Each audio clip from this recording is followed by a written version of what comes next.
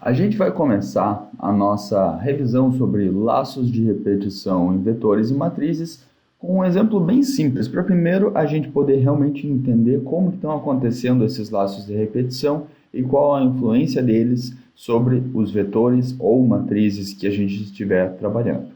Então vamos começar, como a gente vem começando sempre, importando as bibliotecas que vão ser necessárias no nosso código. Então a gente começa importando o NumPy e depois a gente importa o matplotlib pyplot para a gente poder fazer depois os gráficos que nos interessarem. Então, a nossa ideia é primeiro utilizar laços de repetição em vetores para a gente calcular essa função de x, que ela é uma função de x igual a x ao quadrado. Então, vamos criar primeiro um vetor x. A gente vai criar um vetor x que vai vamos colocar de 0 até 5. Então, a gente vai passar um pouquinho de 5 para ele poder abranger o valor 5, com passos de 0,5 em 0,5. O tipo dos nossos dados vão ser floats. Então, só para a gente ver o que a gente acabou de fazer aqui, como o JupyterLab nos permite fazer isso, a gente vai dar uma olhadinha aqui e a gente cria um vetor x que vai de 0 até 5, com passos de 0,5 em 0,5. Se a gente quiser ver o tamanho desse vetor, a gente pode ver aqui, ó, print xSize. Então, x tem 11 elementos. É isso que a gente quer saber, que a gente vai precisar desse valor mais adiante.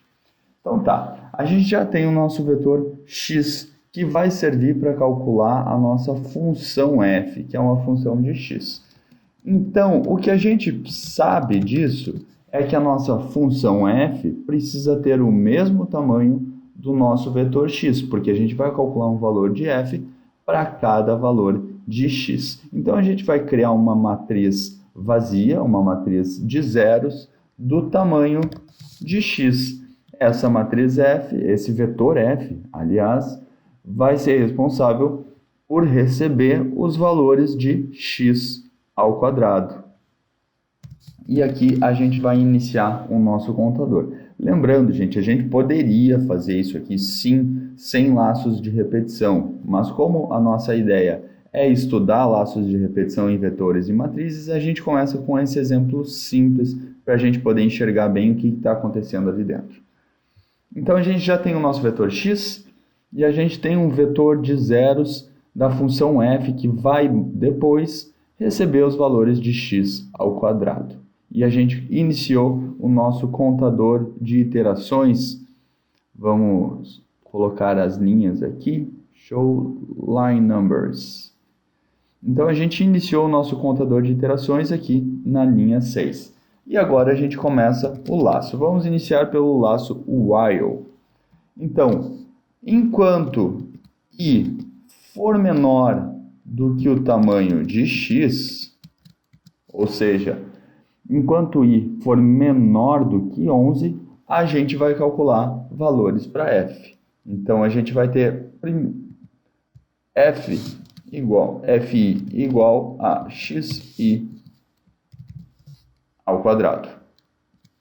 E é claro que a gente precisa incrementar o nosso contador de iterações. Então, i vai mudar de valor a cada vez que a gente passar aqui dentro. Se a gente não coloca essa linha 9, o programa vai ficar rodando o loop while indefinidamente, provavelmente vai dar problema no computador de vocês aí, então. Então, não esqueçam essa linha 9, é muito importante no laço while. Então, só para a gente poder entender o que está acontecendo em cada uma das iterações, vamos colocar um print aqui dentro do laço while mesmo, para a gente verificar o que está acontecendo. Então, eu vou colocar aqui primeiro print i, e vou pedir para trocar de linha, então vou botar um /n aqui. E a gente também vai colocar um print f e x. Fi e x i. Esse contador de iterações vai lá para o final. Para cá. E agora sim, a gente pode ver o que está acontecendo. Então vamos lá, gente. A gente começa no primeiro laço, a primeira vez que a gente está passando ali dentro, o i é igual a zero, certo? I igual a zero, a gente entrou aqui no laço. O que acontece? A gente usa o primeiro valor de x, o x do elemento zero, ao quadrado, vai ser igual a f do elemento zero. Como o primeiro valor de x que a gente tem no nosso vetor é igual a zero, isso aqui vai ser zero ao quadrado. Portanto, f vai ser igual a zero, que é exatamente o que a gente tem aqui, 0 e 0. Ok, a gente fez o print e a gente incrementa o nosso contador de iterações. Então, agora, ele vai ser o i anterior mais 1. Isso quer dizer que agora o valor de i é igual a 1. Antes era 0, a gente adicionou uma unidade, agora ele é igual a 1. Então, o laço volta para a linha 7 e testa de novo. I é menor do que o tamanho de x? Bom, a gente viu antes que o tamanho de x era igual a 11. Então, sim, o i, como é igual a 1 agora, continua sendo menor do que 11. Então, a gente repete o que está aqui dentro. Dessa vez, pegando o elemento 1 do vetor x, não mais o elemento 0. Então, o elemento 1 do vetor x é 0,25. Aliás, 0,5, desculpa. 0,5. 0,5 ao quadrado vai ser igual a 0,25, que é o resultado da nossa função. Então, a gente calculou agora o valor da função para o valor de xi. Quando i é igual a 1, o valor de x é, na verdade, 0,5. A gente incrementa o i de novo, então agora o i era 1, adicionando mais uma unidade, i vai ser igual a 2. A gente retorna para a linha 7 e testa. I é menor do que o tamanho de x, ou seja, 2 é menor do que 11? Sim, 2 é menor do que 11. Então, a gente repete de novo o que está dentro do nosso loop. Essa vez, x2, que vai ser o x1, na verdade, com o valor de x igual a 1, porque o x0 era 0, o x1 era 0,5, então o x2 é 1. 1 ao quadrado é 1, então o nosso f também vai ser 1. E aqui a gente tem a resposta quando o nosso i é igual a 2. E assim por diante, gente. Cada vez que a gente passar aqui dentro, o valor de i vai ser incrementado em uma unidade no final do loop, e a gente vai ter calculado a função para o ponto respectivo. Ok, então vamos tirar agora esse print daqui, que a gente não precisa mais dele, a gente já entendeu como está funcionando esse loop. E agora, o que a gente vai fazer apenas? A gente vai fazer um gráfico para ver como que é esse comportamento. Então, como a gente importou o pyplot lá como PLT, a gente vai usar o comando PLT, plot, o valor de x que vai no eixo x e o valor de f que vai no eixo y. E aqui a gente tem o gráfico da função f para os valores de x. Então, resumindo, gente, a cada vez que a gente passar aqui dentro, a gente vai utilizar o valor de i atual para encontrar o elemento desse valor de i no vetor x. Ele vai ser elevado ao quadrado e a gente vai alocar o resultado no elemento i do nosso vetor f. E assim a gente vai fazendo até que i seja do tamanho ou maior do que o nosso vetor x, ou seja, até que i seja igual a 11. Quando i for igual a 11, ele não vai ser mais menor do que o tamanho de x e o loop vai deixar de ser executado e a gente vai passar para a parte mais adiante do código e vai plotar o nosso gráfico, que é exatamente o que a gente tem aqui. Continuando, então, só para a gente reforçar novamente como que esses loops acontecem, como que a gente pode utilizar eles com vetores, agora a gente vai fazer o mesmo procedimento com apenas uma variável x, só que agora a gente vai calcular os valores de uma f1 e de uma f2 para cada um dos valores de x.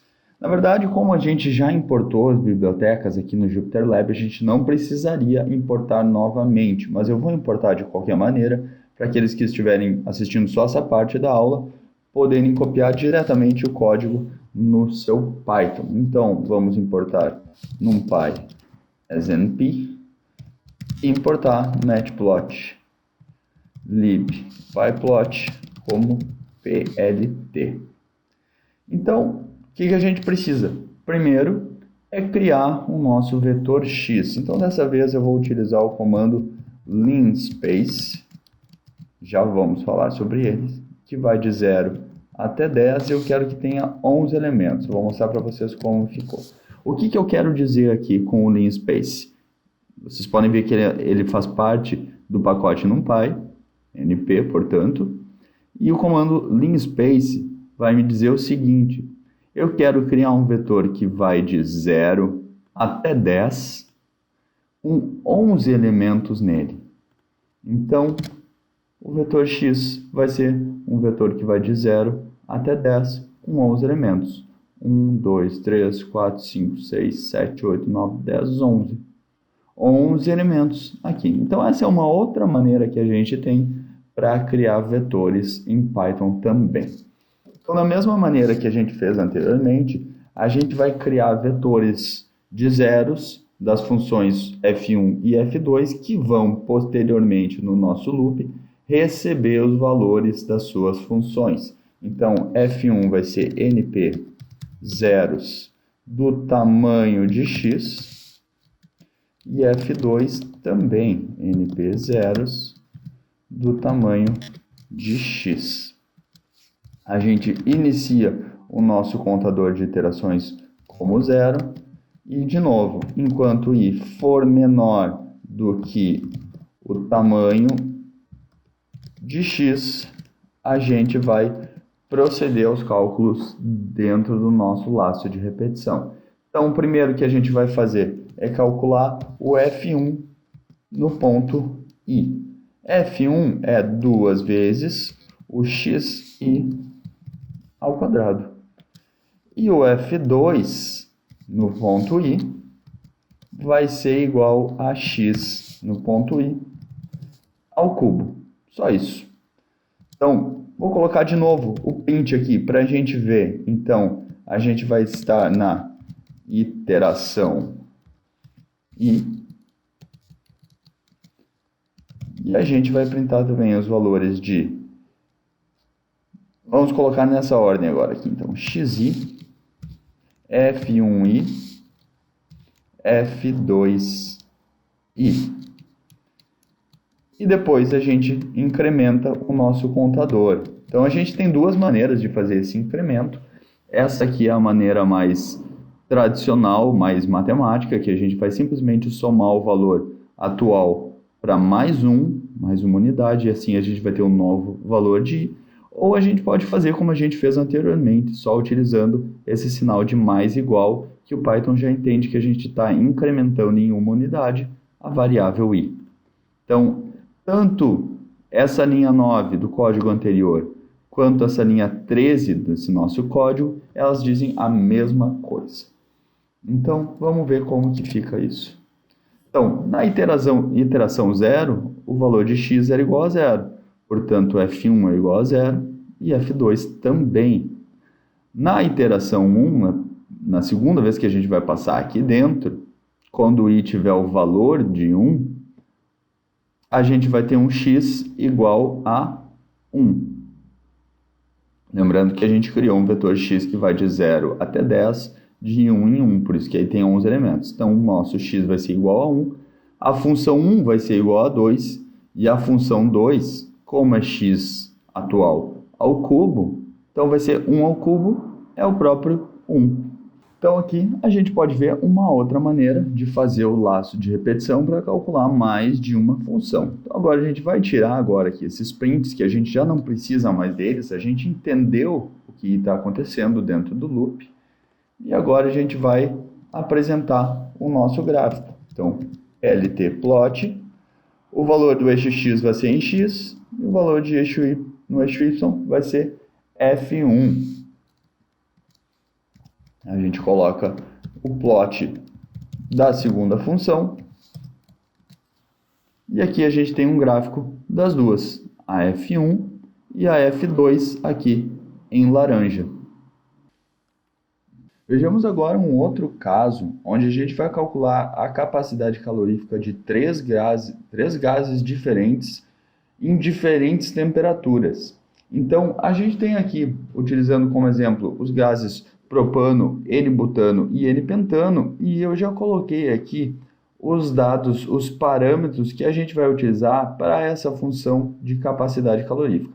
Então, essa é uma função quadrática de ajuste para a capacidade calorífica em função da temperatura. Vocês podem encontrar tanto essa equação quanto os parâmetros utilizados no apêndice A.2 do livro de termodinâmica do Koretsky. Estão todos os valores lá.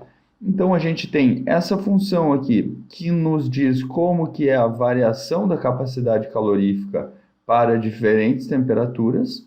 E a gente tem aqui os parâmetros para essas equações para cada um dos três gases que a gente vai utilizar. Então, vamos ver como que a gente pode calcular esses valores de capacidade calorífica para os três gases ao longo de uma variação de temperatura. Então, a gente vai começar da mesma maneira, importando as bibliotecas que a gente precisa inicialmente. Então, a gente importa o NumPy e o PyPlot. Agora, como a gente sabe que a gente precisa calcular as capacidades caloríficas para diversas temperaturas, a gente vai primeiro criar o nosso vetor de temperaturas. Então, a gente vai pegar uma boa faixa de temperatura aqui, vamos de 300 Kelvin a 750 Kelvin. Eu vou colocar 751 aqui, para a gente ter certeza que a gente está abrangendo o valor de 750. E o incremento vai ser de 5 em 5 Kelvin. Então, a gente tem aqui, vamos colocar um print T para vocês enxergarem o que está acontecendo. A gente tem agora um vetor temperatura, que está indo de 300 Kelvin até 750 Kelvin. Esse vetor temperatura que a gente vai utilizar para calcular as capacidades caloríficas de cada um dos três gases. Então, agora, a próxima etapa que a gente tem aqui é definir os parâmetros dos três gases, que a gente já tem ali no enunciado do problema. Então, a gente tem aqui, para o componente A, aliás, os parâmetros A para os três componentes, 1.213, 2.464. Então, esses são os parâmetros, o parâmetro A dos três gases. E assim a gente vai fazer para os outros parâmetros também. Aqui a gente pode só multiplicar por 10 elevado na menos 3, ou até e na menos 3, para a gente ficar com a magnitude correta do parâmetro. Então, vocês podem notar que, em vez de colocar do lado de cada um dos números, eu só multipliquei tudo por 10 na menos 3, que vai ser exatamente a mesma coisa. E aqui a gente definiu, então, o vetor temperatura e os três vetores com os parâmetros A, B e C para cada um dos três componentes.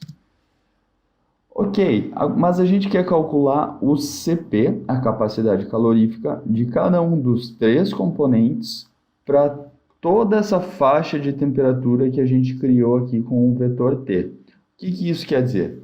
Que a nossa capacidade calorífica vai ficar armazenada em uma matriz.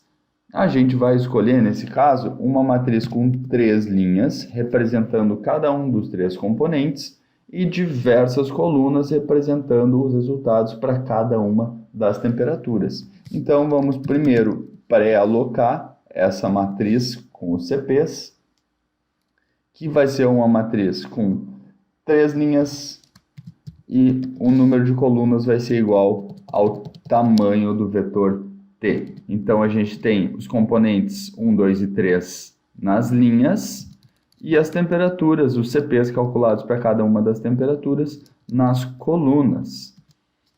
Agora, como que a gente vai fazer esses cálculos através de laços de repetição? A gente já viu que a gente vai ter linhas representando os componentes e colunas representando os cálculos de CP para cada uma das temperaturas. Então, uma maneira de fazer isso é fazendo um loop dentro do outro. Então, a gente vai ter o nosso loop mais externo representando os componentes. Então, ele está variando de 0 até 2, sendo 0 o primeiro componente, 1 o segundo componente e 2 o terceiro componente. Então, o valor de I, o número inteiro de I, está simbolizando no nosso loop cada um dos três componentes. Como a gente precisa calcular para cada uma das temperaturas, a gente vai colocar a temperatura vinculada ao número inteiro J. Então, a gente vai ter um J variando na faixa de T. Agora sim, a gente pode dizer que o CP da linha I na coluna J vai ser igual ao parâmetro A do componente I, mais o parâmetro B do componente I, vezes a temperatura J, do loop que a gente está, mais a constante C do componente I, vezes a temperatura no loop J elevado ao quadrado. E assim a gente tem o CP. O que vai acontecer aqui? Cada vez que a gente passar aqui dentro, a gente vai ter um valor para I e um valor para J. Então, a primeira vez que a gente passar aqui dentro, o I vai ter valor de 0. Então, a gente vai estar calculando o CP com I igual a 0 para todas as temperaturas J. Assim, a gente vai obter as capacidades caloríficas do primeiro componente em todas as temperaturas.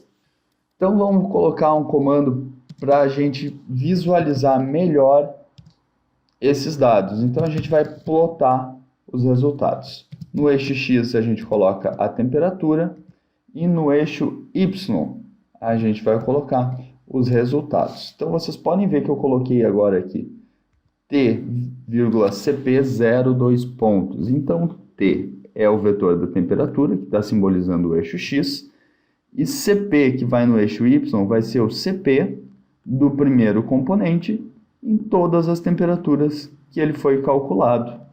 E a gente só vai adicionar agora aqui o label dessa curva, que está se referindo ao propano. Então, vou copiar aqui para ficar mais rápido. Agora a gente faz isso para o segundo componente, que é o N-butano. E para o terceiro componente, a mesma coisa.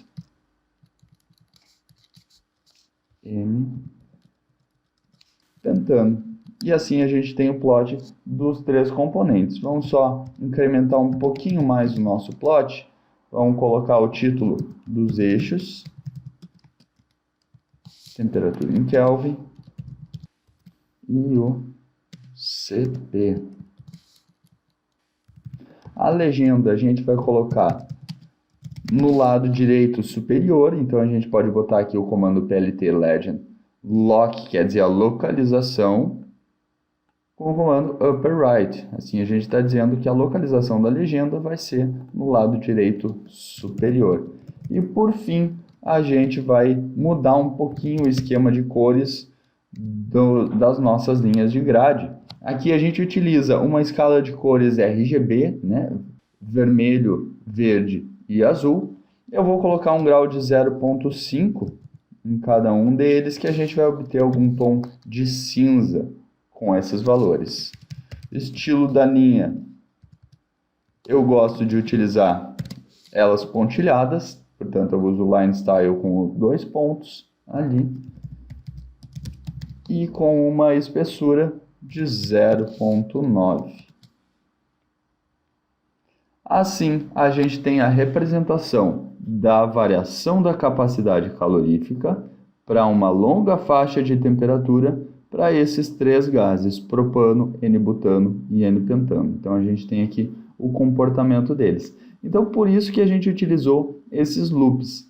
No loop mais externo, a gente está variando o componente que a gente está calculando a capacidade calorífica.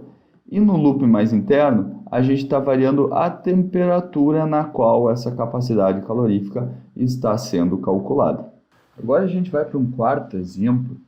A gente pode ver aqui que a gente tem um exemplo bem simples de uma reação embatelada de primeira ordem, o nosso reagente A resultando no nosso produto B. Então a gente tem aqui a EDO característica da nossa reação, a variação de mols ao longo do tempo é dada por uma reação de primeira ordem, que pode ser escrita igual a menos K Na, sendo K dado 0,0115 segundos na menos 1.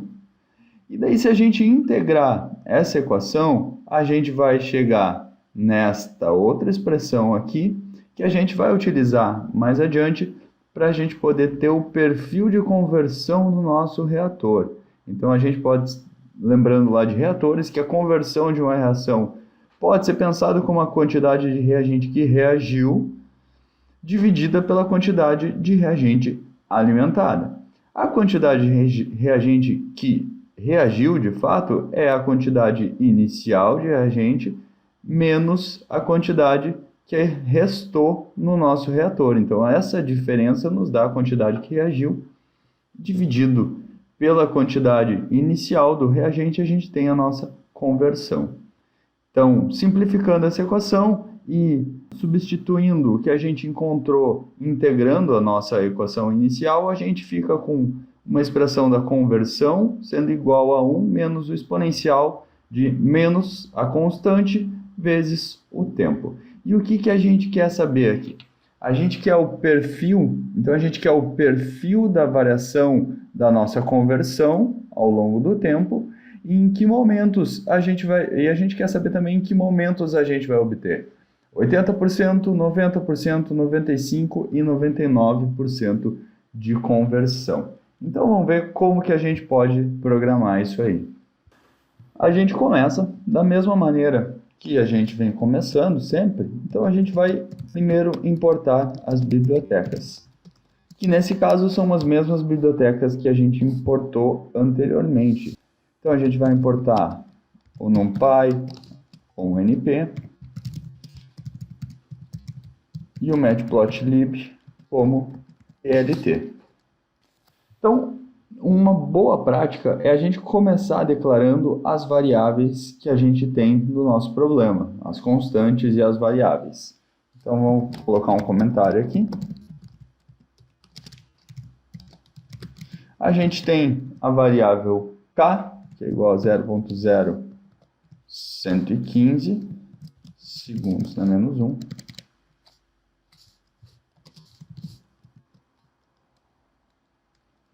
A gente vai ter um tempo variando de 0 até, vamos colocar 395, então T igual a NP, a range, até 395. Esse tempo vai estar em segundos.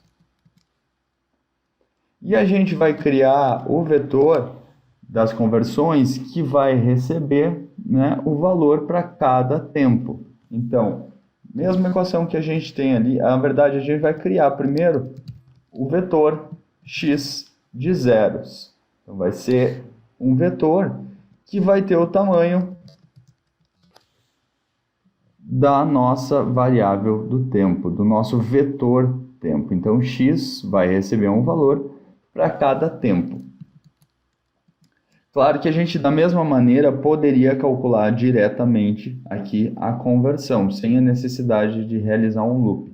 Mas, por fins de exercício, a gente vai sim utilizar um loop aqui e vamos nos aproveitar já de que nós estamos utilizando esse loop para já resolver a questão sobre os 80%, 90%, 95%, 99% dentro desse próprio loop. Então, a gente pode começar o loop dizendo que a gente está indo em todos os tempos. Então, a gente vai percorrer por todo o tempo que a gente criou ali naquele vetor, na linha 7. E para cada um desses tempos, a gente vai calcular um valor para a conversão, que vai ser igual a 1 menos a exponencial de menos k vezes t. Aliás, vezes i, que está representando t aqui dentro do loop. For i in t, Então é por isso que a gente tem o i representando o tempo. Agora a gente pode fazer o seguinte: se a nossa variável da conversão xi, em algum momento nesse loop, for muito semelhante ou igual à conversão que a gente quer saber, a gente já pode imprimir na tela o tempo em que a gente atingiu tal conversão. Então, como que a gente pode se expressar para dizer isso para o nosso código? Que a gente quer saber em que momento que a gente atingiu, por exemplo, 80% de conversão. Então, uma maneira de fazer isso aqui é a gente determinar que o valor absoluto de xi menos, como a gente está tratando de 80% aqui, eu vou colocar 0,8. Então, se o valor absoluto da conversão menos 0,8 for menor do que uma tolerância, vamos colocar aqui de 1 vezes 10 na menos 3, o que isso quer nos dizer? Que esse valor aqui é muito próximo de zero. Ou seja, que a conversão que a gente está obtendo nesse momento é praticamente 80%. Então, a gente consegue encontrar, assim, o tempo onde a gente atinge 80% de conversão. Então, vamos dar um comando do print para a gente colocar isso na tela.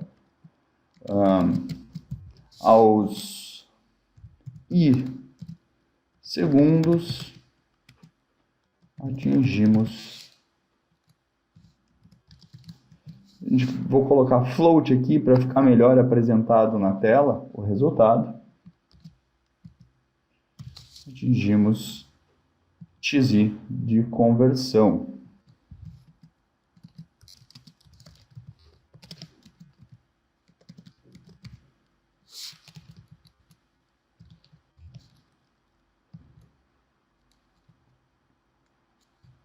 Então vamos testar agora aqui o programa do jeito que ele está para ver se está tudo certo. Olha só, ele já nos fornece aqui. Aos 140 segundos a gente atingiu, olha só, praticamente 80% de conversão. Vocês podem ver que a diferença está lá na quarta casa mesmo, como a gente pediu precisão de 1 vezes 10 na menos 3. Então essa é uma maneira que a gente tem para saber o tempo onde a gente encontrou tal conversão. Então, para a gente completar esse problema, vamos colocar um plot também, para a gente se localizar melhor no comportamento da conversão ao longo do tempo. A gente tem aqui, a gente já tem a resposta dos 80% de conversão, e a gente tem agora aqui, nas linhas 14 até 17, uma maneira de plotar o nosso gráfico de conversão. Então, se a gente olhar aqui, 140 segundos, a gente vai estar aqui mais ou menos, que é exatamente onde a gente atinge 80% de conversão. Agora eu deixo para vocês testarem o código, para vocês encontrarem 90%, 95% e 99% de conversão também.